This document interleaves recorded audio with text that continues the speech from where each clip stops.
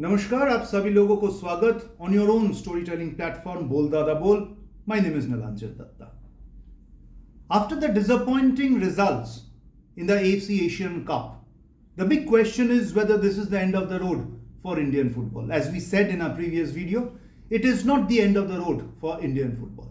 But एक बात पे सभी all stakeholders सहमत है, वो ये है कि हम लोग को यूथ स्ट्रक्चर में थोड़ा ना थोड़ा तरीके से पूरी रिवैम्प करना पड़ेगा. There needs to be more focus, not just from the licensing criteria to pass the licensing criteria, but in the real aspect. बहुत सारे स्टेक होल्डर्स के तरफ से यह भी सुनने को आया है कि भारतीय फुटबॉल पे ज्यादा इन्वेस्टमेंट नहीं होता. ऑन द सरफेस ये बात सही लग सकता है. मुझे भी लगा था कि हाँ, काश, खराब तो सही बात ही तो बोल रहा है. लेकिन मैं थोड़ी सी रिसर्च करके बैठा और रिसर्च से ये उभर के आया का the industry that is Indian football, इसमें the investment and the entire ecosystem में, एंटायर फुटबॉलिंग इकोसिस्टम में जो मनी चर्नड आउट होता है और जो रिवॉल्व होता है, it revolves in every financial year, it's quite a significant amount. Obviously, in comparison to cricket in India, it's a very minuscule percentage. But cricket पे हम लोग बात नहीं करें because cricket वर्ल्ड कप जीता है और क्रिकेट एक मकाम पे खुद पहुंचे अपने काबिलियत पे. And we as an Indian football team haven't been able to take a single kind of a create an impact in the AFC Asian Cup. Target पे ढंग का शॉट भी नहीं हुआ, एक छोड़ के 3 मैचेस पे. So there's no comparison at all. हम यहाँ पे एक इंडस्ट्री के बारे में बात कर रहे हैं. कितने इन्वेस्टमेंट्स होते हैं, कितने स्टेक होल्डर्स है, और फिगर्स जो मेरी तरफ आ रहा है, इट्स वेरी वेरी सिग्निफिकेंट. और आप अचानक ये सवाल पूछ सकते कि ऑल ऑफ अ सडन ये फिगर लेके मैं क्यों आ गया बोल दादा बोल प्लेटफॉर्म पे. मैं इसीलिए आया बिकॉज इतना जो मनी चर्नड आउट हो रहा है is being invested and revolving in the Indian football overall ecosystem, उसका कितनी परसेंटेज हम लोग सही ढंग से किड्स और ग्रासरूट्स पे खर्च करते और इन्वेस्ट करते हैं. यह सबसे बड़ा सवाल है. वही बताने के लिए, हाईलाइट करने के लिए फिगर्स मैंने लेके आया हूं कि what percentage of that goes back. हम तो सभी लोग बोलते हैं अरे हम लोग को तो करनी है. क्या करनी है? यूथ पे काम करनी है. लेकिन जो लोग इन्वेस्ट कर रहे हैं अपने पैशन से, अपना पैसा लगा रहा है, लेकिन it's extremely top heavy approach, क्योंकि फिगर से आपको पता चलेगा कि कितना आ रहा है और कितनी इन्वेस्टमेंट हो रहा है. तो फिगर्स ऐसा है, ऑल इंडिया फुटबॉल फेडरेशन की budget is 134 crore. Indian super league 12 teams 60 crore के हिसाब से एवरेज ले लूं, एवरेज ले रहा हूं क्योंकि कुछ टीमों का बजट बहुत हाई है, कुछ टीमों का बजट थोड़ी कम है.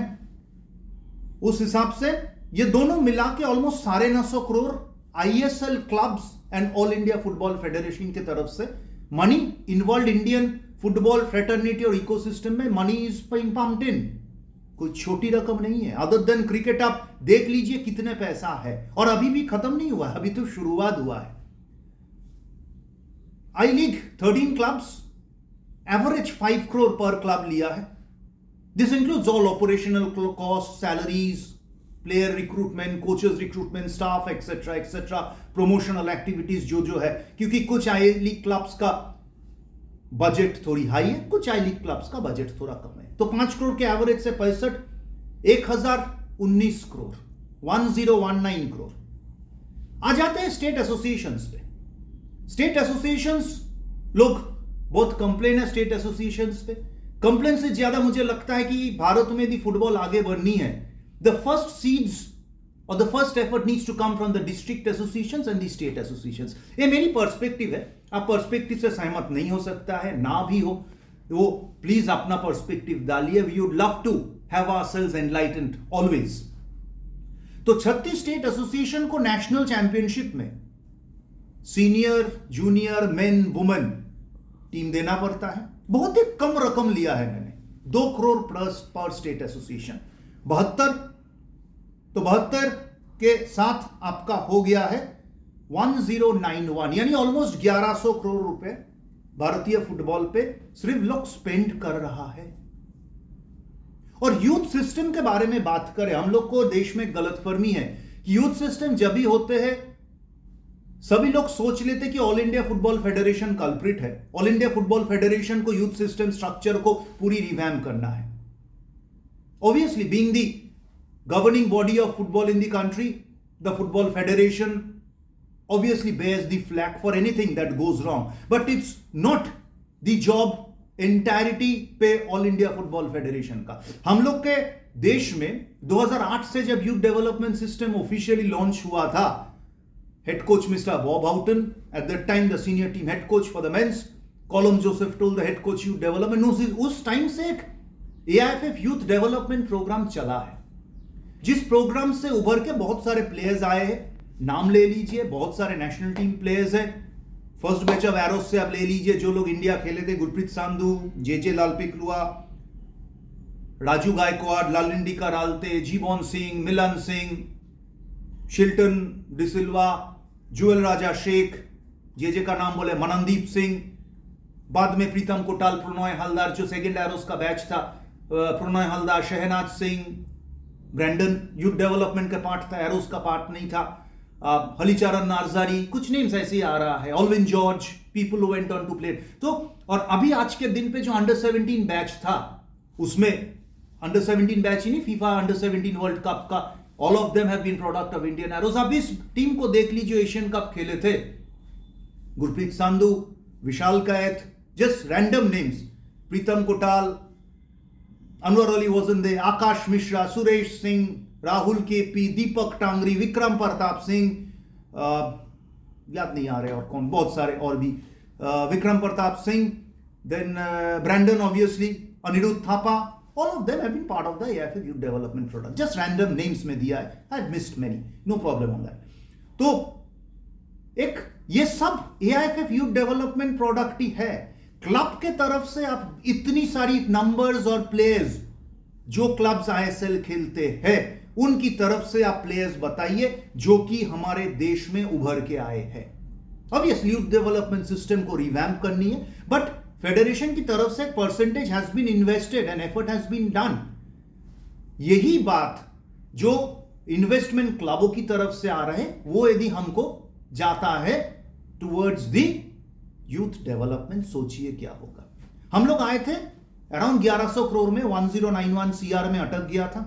इसके बाद यूथ लीग्स है, IWL है, एकेडमीज देश में मिनिमम से मिनिमम 1,500 एकेडमी ले लिया, मिनिमम से मिनिमम, और हर एकेडमी का 5 लाख ले लिया. 5 लाख से ज्यादा है एवरेज एक एकेडमी का. मेरे हिसाब से 8 से 10 लाख रुपया टर्न आउट करता है. हाँ, उसमें एक्सपेंसेस होता है, बट मनी आ रहा है. मैं वो बोल रहा हूं, देयर आर सम एकेडमीज जो 2-3-4 करोड़ भी टर्नओवर होता है.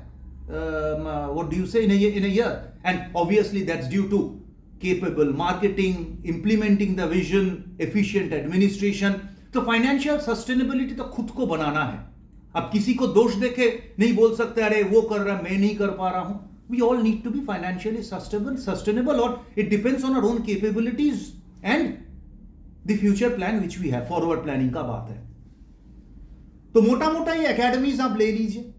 उसके बाद Reliance development, FSDL operational cost आपकी, व्हाट डू यू से, जो ISL operational cost Reliance foundation चलाने का, वो भी पैसा आ रहे हैं आपकी all India Indian football setup पे, इंडियन फुटबॉल इकोसिस्टम पे.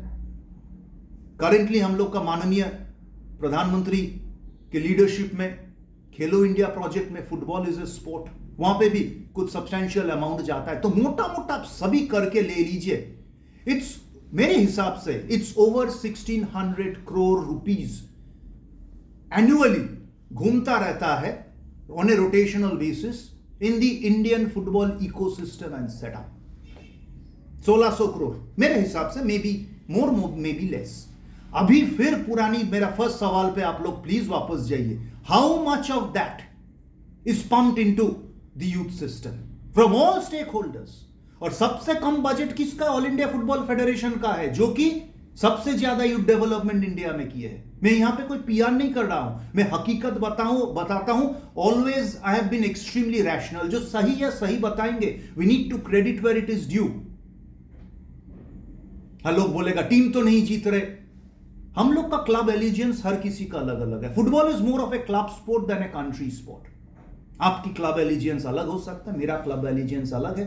But for a moment, split second, forget आपकी क्लब एलिजियंस आपका क्या है, और सोचिए दिल पे हाथ रख के कि सही ढंग से हमारा क्लब, आपका क्लब, उनका क्लब, उसका क्लब, यूथ डेवलपमेंट की कितना परसेंटेज, मिनिस्क्यूल परसेंटेज दिया है, not to pass the licensing criteria. तो 1600 सीआर मेरे हिसाब से, मेरा दोस्त लोग जिससे बात किए थे वो लोग बोल रहे 2000 प्लस सीआर, मैं 1600 पे रख दिया.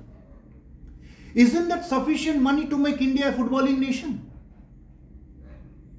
It's extreme food for thought. और प्लीज हमें एनलाइटन करिए जो रिसर्च में नहीं कर पाया. मैं थोड़ी लेजी हूं रिसर्च के बारे में, honestly I put up my hand and से admit. Countries in Asia, all over Asia, countries in Africa, countries in Latin America, countries all over the world who are economically poor, not as much sustainable as current India is. उनकी footballing setup पे भी कि इससे कम पैसे वाला देश हमसे football में क्या आगे नहीं है, ये आप प्लीज हमें बताइएगा. Football in India, Indian football is quite an industry, and इससे बहुत सारे स्पोर्ट इंडिया में बहुत नीचे इतना पैसा नहीं कमाता. They struggle for finances. Indian football also struggles for finances. But if you are not able to put 1600 CR, all stakeholders put together, that's food for thought. ये एक इंडस्ट्री कितना बड़ा है मैं यहां पे बताने की कोशिश किया है. ये सिलसिला जारी रहेगा. We would be building on this, from this point on, your own storytelling platform, Bol Dada Bol. And this is absolutely no negativity at all, just awareness levels of everyone, each and every stakeholder and fan just needs to increase. Think for a moment, minimum 1600 crore, I guess it's 2000 plus CR in Indian football, but we are still unable to take even 2 shots at the rival goal. The money needs to be directed more, the percentage, in the right fashion, channelized in the right direction, in the right hands, in the right spirit, for the right cause, isn't it? देखते रहिएगा बोल दादा बोल. नमस्कार. We will be back very soon.